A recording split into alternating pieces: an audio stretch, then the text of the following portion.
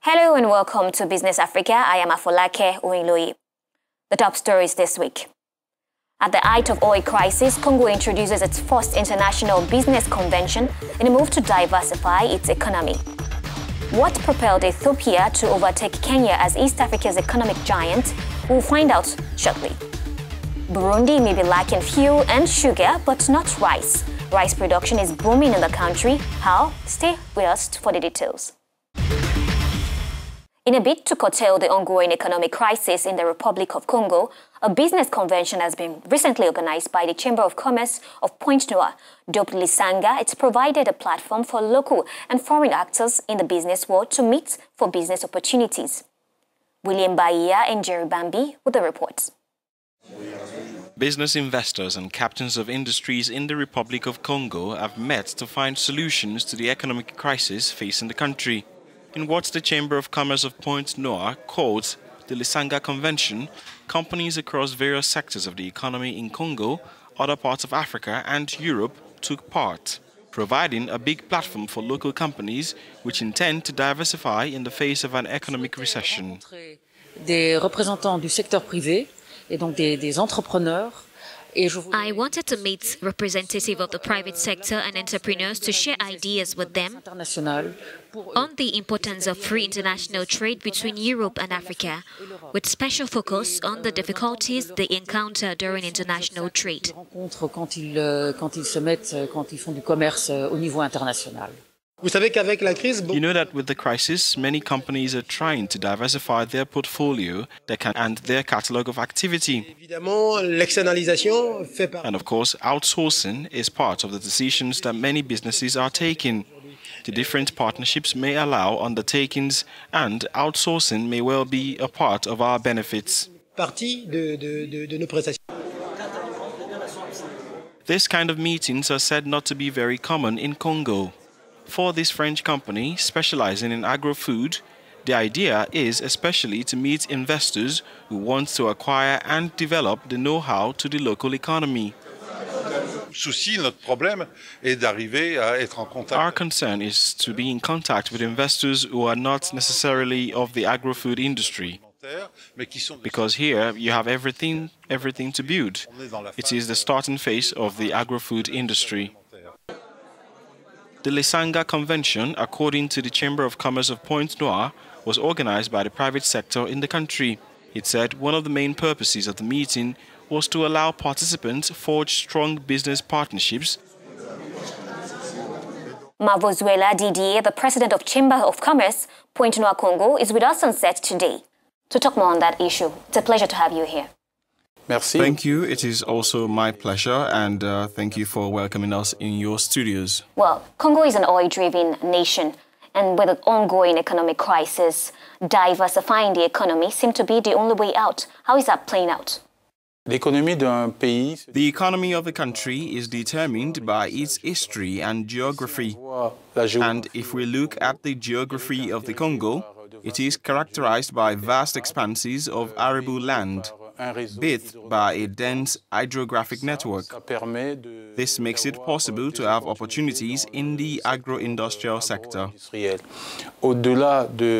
Beyond this arable land and this vast hydrographic network, access to the sea can also be mentioned.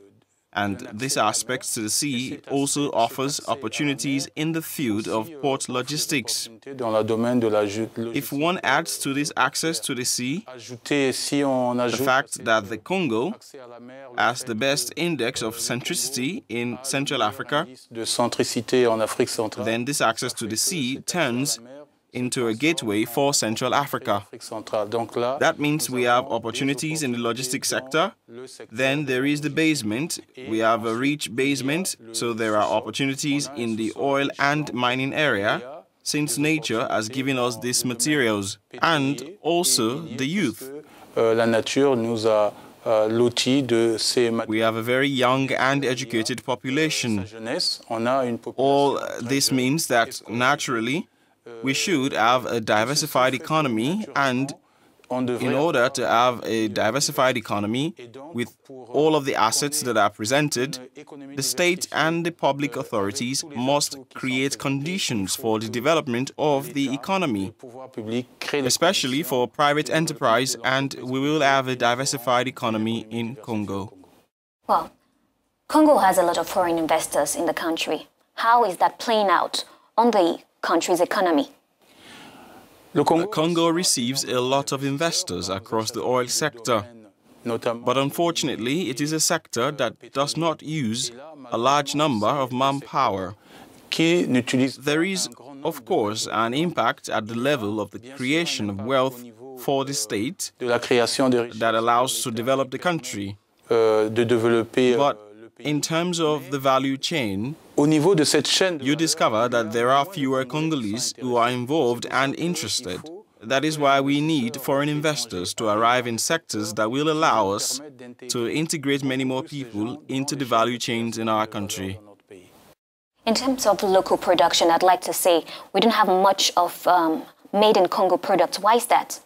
A moment ago, I told you that the economy of a country is determined by its history and geography.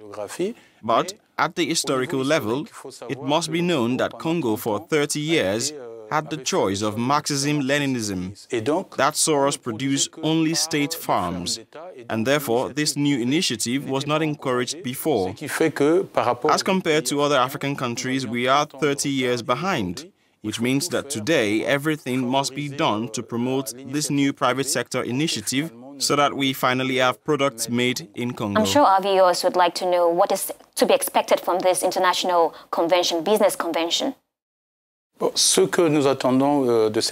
we expect from this convention or meeting is, above all, to enable Congolese companies to work with foreign investors who arrive, who come here. You know, as a Chamber of Commerce, we have a watchdog mission, and we have learned that foreign investors do not have a local provider. And why is this? Simply because our companies, our SMEs, do not have sufficient technical and financial capacities to be able to operate these increasingly complex services. So what we expect from Lisanga is to be able to put with each Congolese company a partner with whom they are going to be able to bid for the market that is not open to the international investors. It's a pleasure to have you here on the studio. The pleasure is mine, and thank you. Well, right after this break, we'll be taking you to Burundi. The country is sustaining its rice production with the IRS system. Stay with us.